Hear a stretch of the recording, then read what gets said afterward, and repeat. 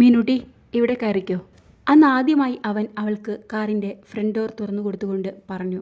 വേണ്ട അരുണേട്ടാ, ഇത്രയും നാൾ എന്നെ സഹിച്ചില്ലേ, ഇനി അത് വേണ്ട. ഞാൻ പിന്നിൽ കയറിക്കോളാം. മീനാക്ഷിയുടെ മറുപടി കേട്ട് അരുണിൻ്റെ ഉള്ളൊന്ന് പിടഞ്ഞു. അവൾ കയറിയതും അവൻ കാർ സ്റ്റാർട്ട് ചെയ്ത് മുൻപോട്ടെടുത്തു. അരുൺ പതിയെ കണ്ണാടിയിലൂടെ അവളെ ഒന്ന് നോക്കി. തന്നെ ഒന്ന് മൈൻഡ് പോലും ചെയ്യാതെ എങ്ങോ നോക്കിയിരിക്കുന്ന മീനാക്ഷിയെ കണ്ടപ്പോൾ അവന് വല്ലാത്ത വേദന തോന്നി. അവളിപ്പോൾ കാണിക്കുന്ന അവഗണനയ്ക്ക് താൻ അർഹനാണെന്ന് അവന് നല്ല ബോധ്യമുണ്ടായിരുന്നു. അതുകൊണ്ട് തന്നെ അവനും മൗനം പാലിച്ചു. അരുണേട്ടാ, ഇവിടെ നിർത്തിയാൽ മതി. വലിയൊരു ഷോപ്പിംഗ് മാളിൻ്റെ മുൻപിലെത്തിയപ്പോൾ മീനാക്ഷി പറഞ്ഞു. ഞാൻ അകത്തോട്ട് വരുന്നില്ല, ഷോപ്പിംഗ് കഴിയുമ്പോൾ വിളിച്ചാൽ മതി, പാർക്കിങ്ങിലുണ്ടാവും, അരുൺ മീനാക്ഷിയോട് പറഞ്ഞു. മീനു കാറിൽ നിന്നും പുറത്തിറങ്ങി. അവളെ കണ്ടതും കടിച്ചു കീറാനുള്ള ദേഷ്യത്തിൽ മാളിൻ്റെ അകത്തു നിന്നും ഒരാൾ പുറത്തേക്ക് ഓടി വന്നു. വേഗത്തിൽ പടികളിറങ്ങി വന്ന അയാൾ മീനുവിൻ്റെ കൈത്തണ്ടയിൽ കയറി പിടിച്ചു. എന്താടി നിനക്ക്, കറക്റ്റ് ടൈമിന് എത്താൻ വയ്യേ? ഞങ്ങളെല്ലാവരും നിനക്ക് വേണ്ടി കാത്തിരിക്കണമായിരിക്കും അല്ലേ? നീ വലിയ കെട്ടിലമ്മയാണെന്നാണോ നിന്റെ വിചാരം? അവളുടെ കൈത്തണ്ടയിൽ പിടിച്ച് ഞെരിച്ചുകൊണ്ട് അയാൾ പറഞ്ഞു. എൻ്റെ കൈ വേദനിക്കുന്നു, വിട്. പേടിച്ച് വിറച്ചുകൊണ്ട് മീനാക്ഷി പറഞ്ഞു. സൈഡ് മിററിലൂടെ മീനുവിനെ ശ്രദ്ധിക്കുന്ന അരുൺ അത് കണ്ടു. അവൻ കാർ അവിടെ പതിയെ ഒന്ന് നിർത്തി. അപ്പോഴേക്കും അയാൾ മീനുവിൻ്റെ കയ്യിൽ പിടിച്ച് വലിച്ച് വേഗത്തിൽ ഷോപ്പിംഗ് മാളിനുള്ളിലേക്ക് നടന്നു. കാർ പാർക്ക് ചെയ്ത് അരുൺ പുറത്തേക്കിറങ്ങി. നേരത്തെ കണ്ട കാഴ്ച അവനിൽ വല്ലാതെ അസ്വസ്ഥതയുണ്ടാക്കി. അവൻ എന്താ മീനുട്ടിയോട് അങ്ങനെ പെരുമാറുന്നത്? മീനുട്ടിക്കും അവനും ഇടയിൽ എന്തെങ്കിലും പ്രശ്നമുണ്ടോ? ഇനി എന്തെങ്കിലും പ്രശ്നമുള്ളതുപോലെ എനിക്ക് തോന്നുന്നതാണോ? അരുണിൻ്റെ മനസ്സിലൂടെ 1000 ചിന്തകൾ കടന്നുപോയി. എന്തായാലും അകത്ത് പോയി നോക്കാമെന്ന് അരുൺ തീരുമാനിച്ചു. ഇനി എന്തെങ്കിലും പ്രശ്നമുണ്ടെങ്കിൽ തന്നെ മീനാക്ഷി അവനോട് പറയില്ല എന്ന് അവൻ ഉറപ്പായിരുന്നു.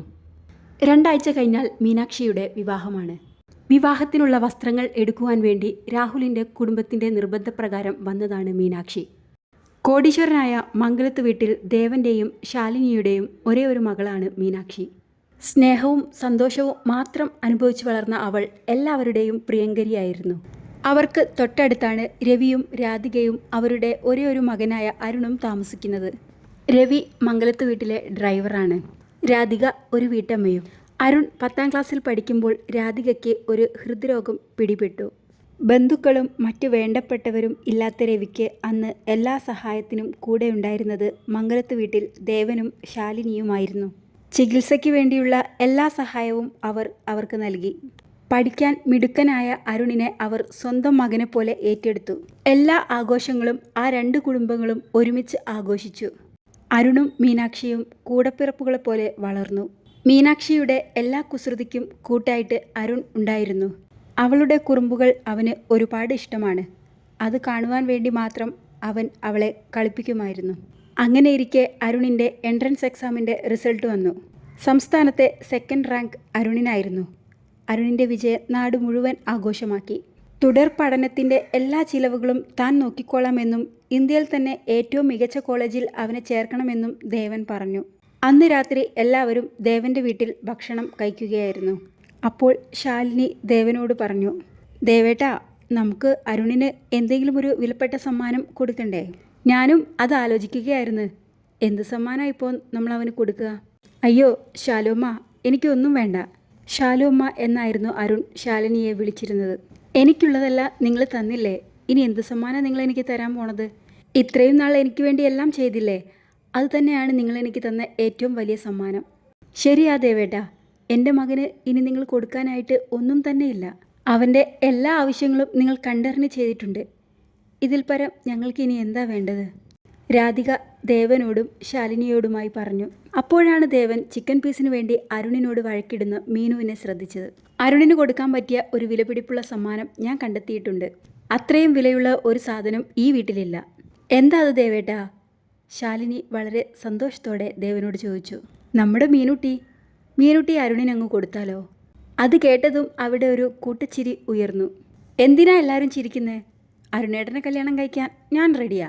എല്ലാവരും കേൾക്കെ മീനുട്ടി വിളിച്ചു പറഞ്ഞു. അയ്യോ ദേവച്ച, ഇത് സമ്മാനമല്ല, എനിക്ക് തരാൻ പോകുന്ന മുട്ടം പണിയാ. നിന്നെ കല്യാണം കഴിക്കാൻ എനിക്ക് സമ്മതമല്ലെങ്കിലോ? അതും പറഞ്ഞ് അരുൺ എണീറ്റ് കൈ കഴുകി പുറത്തേക്ക് ഇറങ്ങിപ്പോയി. എടാ അരുണെ, മുഴുവൻ കഴിച്ചിട്ട് പോടാ, ദേവേട്ടൻ ഒരു തമാശ പറഞ്ഞതാ, ശാലിനി ഉറക്കെ വിളിച്ചു പറഞ്ഞു. പക്ഷേ അരുൺ അതൊന്നും ചെവി കൊണ്ടില്ല. ഈ ദേവേട്ടൻ്റെ ഒരു കാര്യം കുട്ടികളോടാണോ ഇങ്ങനെ സംസാരിക്കുന്നത്? അവരെ നിങ്ങൾ കരുതുന്ന പോലെയല്ല. അരുണിന് ഒരു കൂടപ്പിറപ്പ് പോലെയാ മീനൂട്ടി. വെറുതെ പിള്ളേരെ ചീത്തയാക്കാതെ മനുഷ്യ. ശാലിനി ദേവനെ ശകാരിച്ചു. അതോടെ ശാലിനിയും ദേവനും രാധികയും രവിയും അതൊരു തമാശയായി എടുത്തു. പക്ഷേ ഒരാൾ മാത്രം അത് വളരെ സീരിയസ് ആയി എടുത്തു. മീനാക്ഷി.